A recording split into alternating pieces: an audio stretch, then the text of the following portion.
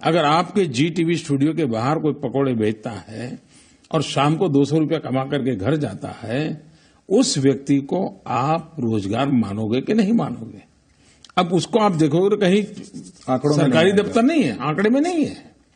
तो ऐसी व्यवस्थाएं बहुत हो रही है जी। पकौड़ा तलने में क्या बुराई? कोई बुरा नहीं है, लेकिन हम ग्रेजुएट हैं, ग्रेजुएट को पकौड़ा तलने दीजिएगा तो अच्छा लगता है? बताइए, ग्रेजुएशन क्यों किए? ग्रेजुएशन व्यवस्था लाए ही क्यों?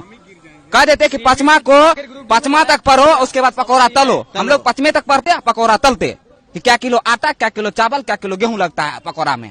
हमको ग्रेजुएशन क्यों करवाए?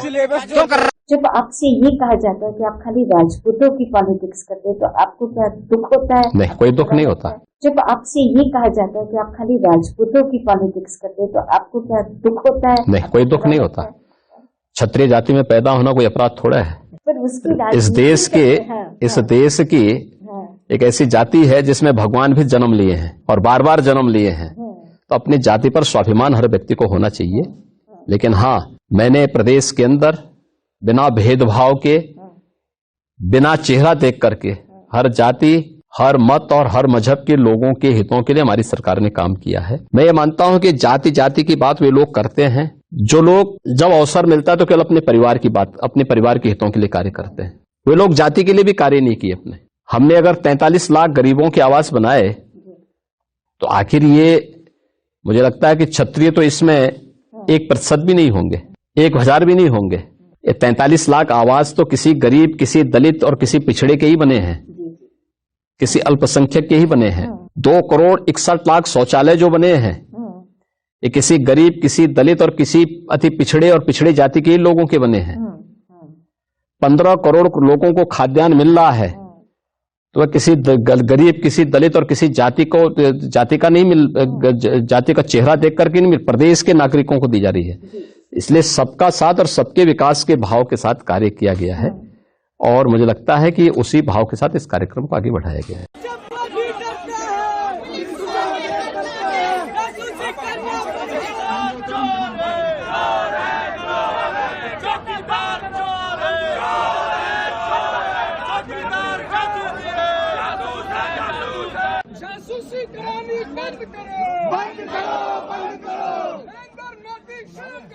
शर्म करो।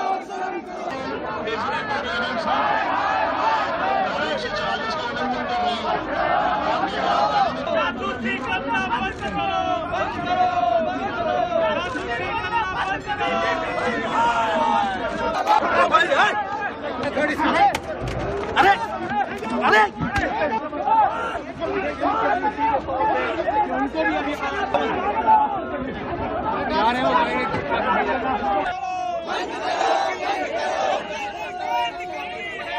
शर्म करो, नरेंद्र मोदी शर्म करो, नरेंद्र मोदी करना बंद करो।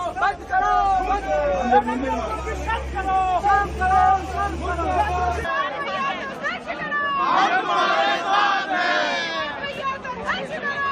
हमारे साथ हैं।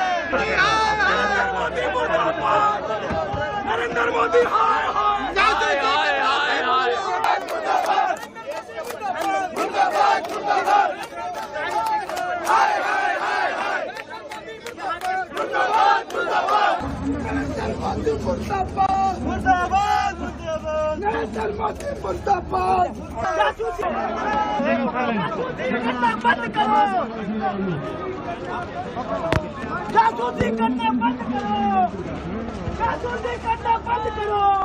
साथियों, देश के प्रसिद्ध कवि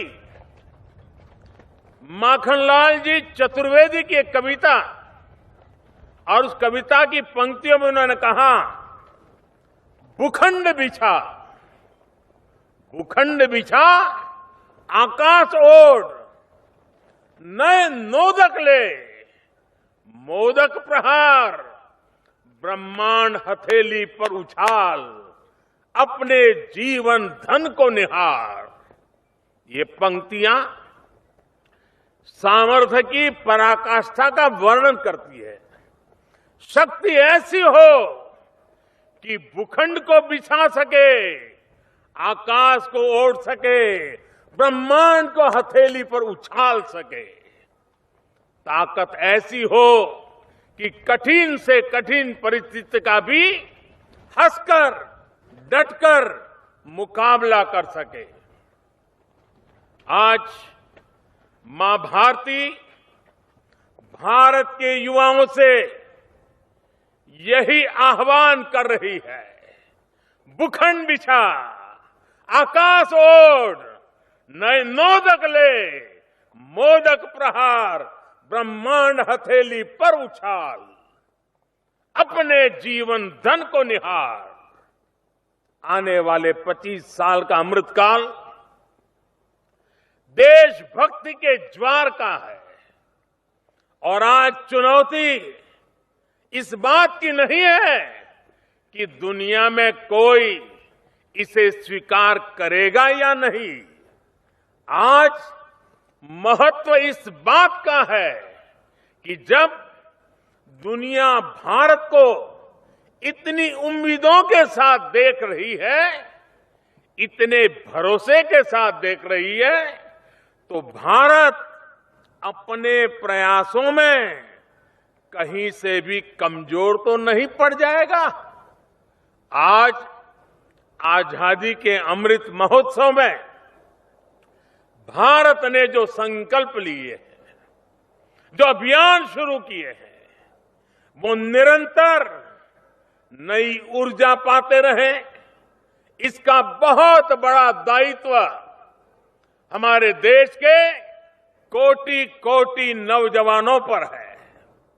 आज इस समय जितने भी युवक युवतियां एनसीसी में हैं, एनएसएस में हैं, उसमें से ज्यादातर इस शताब्दी में ही पैदा हुए हैं। आपको ही भारत को 2047 तक बड़े आन बान शान के साथ लेकर जाना है। इसलिए आपकी कोशिश है, आपके संकल्प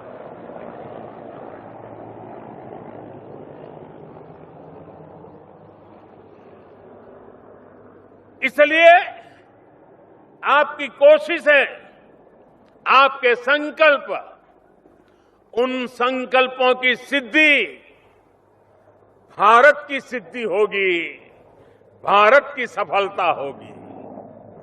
राष्ट्रभक्ति से बड़ी कोई भक्ति नहीं होती, राष्ट्रहित से बड़ा कोई हित नहीं होता। देश को सर्वोपरि रखते हुए आप जो भी करेंगे वो देश के विकास में मदद करेगा। आज हमारे युवाओं ने भारत को स्टार्टअप की दुनिया में टॉप 3 में पहुंचा दिया है। कोरोना के इस संकट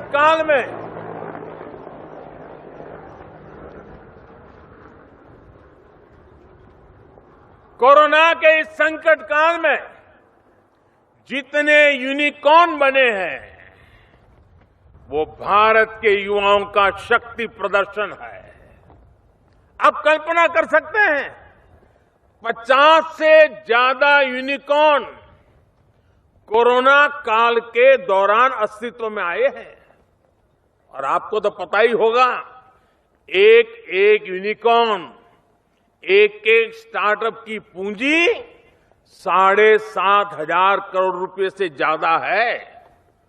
ये क्षमता, ये सामर्थ्य बहुत बड़ा विश्वास जगाता है।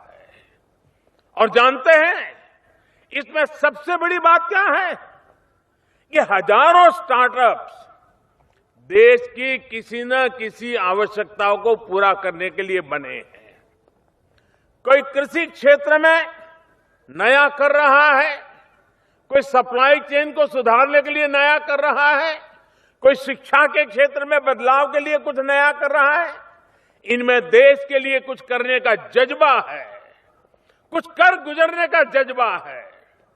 आप मुझे बता रहे थे कि ये एनटीपीसी वाला बता रहे थे पिछली बार चुनाव था 2019 में, काफी मतलब प्रचार किया गया 1,30,000 भर्तियां देंगे, 1,30,000 भर्तियां देंगे। दीदी नए नए सपने आए दीदी, 4 साल तब भी 2 साल तैयारी के हो गए थे, फिर पेपर भरे 500 रुपए दिए गए। जब दीदी 1.5-2 साल तक कुछ नहीं हुआ, जबकि दीदी 6 महीने में भर्ती होने का बोला गया था कि जुलाई में हो जाएंगे, लेकिन चुनाव होने के बाद भूल गए उस चीज को, किसी नहीं बना। जब हम बच्चे तमाम बच्चों को दिक्कतें आई, उन्होंने सरकार को बताया, तब जाके दीदी फिर बताया कि 6 महीने तक टेंडर लेंगे हम। मतलब दीदी 1 साल तक टेंडर नहीं लिया गया। जब टेंडर हुआ, परीक्षाएं हुई, हमने टीचरों को निवेदन किया, जो टीचर हमें पढ़ाते हैं, काफी मात्रा उनके फॉलोअर्स हैं, उन्होंने जब सरकार तक बातें पहुंचाई, तब जाके दीदी परीक्षा हुई दीदी। उसके बाद परीक्षा अब 1 साल बाद हुई। हाँ, परीक्षा 1 साल बाद हुई। अभी भी कंप्लीट परीक्षा नहीं हुई है दीदी। एनटीपीसी की परीक्षा हुई है, ग्रुप डी की परीक्षा भी नहीं हुई है दीदी। रिजल्ट दिया, उसमें बोला गया था कि 20 गुना अभ्यर्थी लेंगे। 20 गुना अभ्यर्थी की जगह उन्होंने 20 गुना नंबर ले लिए कैंडिडेट के। मतलब एक बच्चा अगर 6 पदों पे वो है तो 6 बार उनका नाम लिख लिया दीदी। बताओ, इससे 4 लाख बच्चे तो वैसे ही दीदी पीछे हो गए दीदी। 3-3 साल घर से दूर रह के दीदी कोचिंग करते हैं दीदी। मतलब परिवार से आपने बोला खेलने की सुविधाएं दीदी 3 साल से 4 साल से खेल से बिल्कुल दूर है। केवल हाथ में कलम और किताबें है, नोट्स है बस दीदी। और फिर भी ये नतीजा, घर का खाना भी नहीं है, टिफिन। मतलब दीदी आप सारी चीज समझ पा रही होंगी कि हम कैसे बाहर जाके रहते हैं।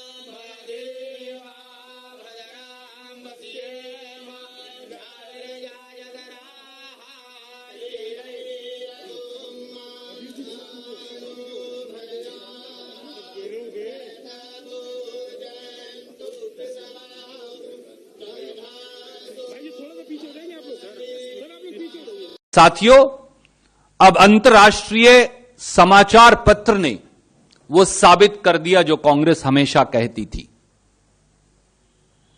मोदी सरकार ने गैर कानूनी और असंवैधानिक तरीके से अपने ही नागरिकों के खिलाफ जासूसी स्पाईवेयर पिगेसस इजरायल से खरीदकर इस्तेमाल किया और उसके लिए सीधे प्रधानमंत्री नरेंद्र मोदी जिम्मेवार हैं। ये प्रजातंत्र का अपहरण है और देशद्रोह है।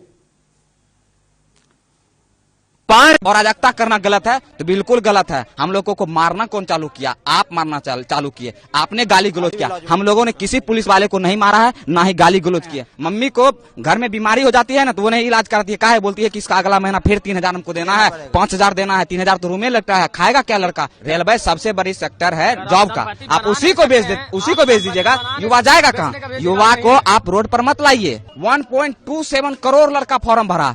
आपको शर्म लगना चाहिए चीज बोल के ही कि आपके देश में कितना ज्यादा बेरोजगारी है।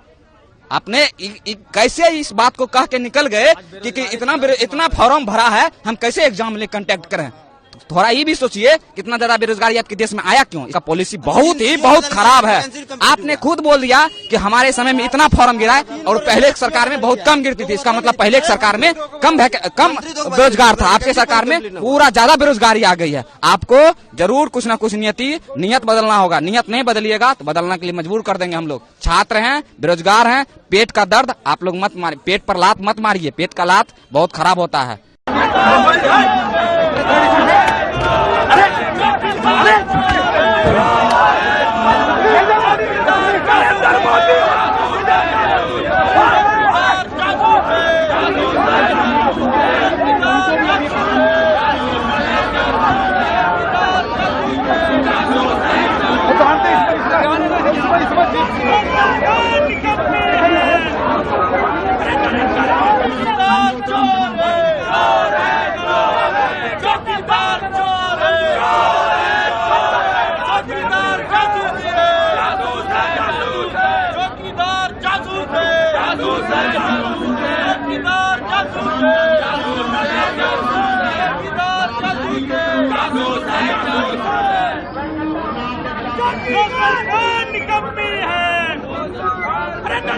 उन्होंने कहा कानून और व्यवस्था की परिस्थिति ठीक नहीं।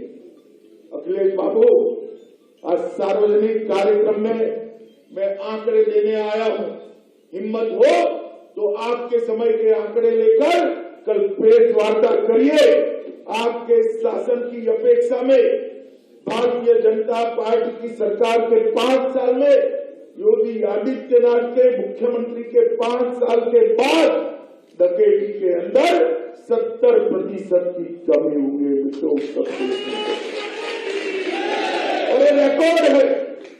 लूट के अंदर 69% करीब लूट के अंदर भी 70% की कमी। हत्या के अंदर 30% की कमी हुई है। अपहरण के अंदर 35% की कमी हुई है। और बलात्कार के अंदर भी 30% से ज्यादा कमी हुई है। अखिलेश बाबू, मैंने तो अपना हिसाब दे दिया। आप आपके शासन के आंकड़े और भारतीय जनता पार्टी के शासन के आंकड़े आप हाथ में लेकर एक प्रेस वार्ता करिए तो पूरे उत्तर प्रदेश की जनता को मालूम पड़ेगा। मुझे मालूम है वो नहीं करे, क्योंकि उनके पास बताने को। डीपी जारौली को सरकार ने आज बर्खास्त किया है और केवल बर्खास्त करने से काम नहीं चलेगा। जारौली और प्रदीप पारासर को गिरफ्तार किया जाए, गहनता से जांच की जाए। इनके रिलेशन ऊपर सरकार तक निकलेंगे। बड़े मंत्री, बड़े ब्यूरोक्रेट और सीएमओ से पेपर चोरी के, पेपर लीक के तार जुड़े हुए हैं। इसलिए फिर सीबीआई जांच की मांग करता हूं और एसओजी तब तक जारौली को गिरफ्तार करके जांच करे सख्ती से।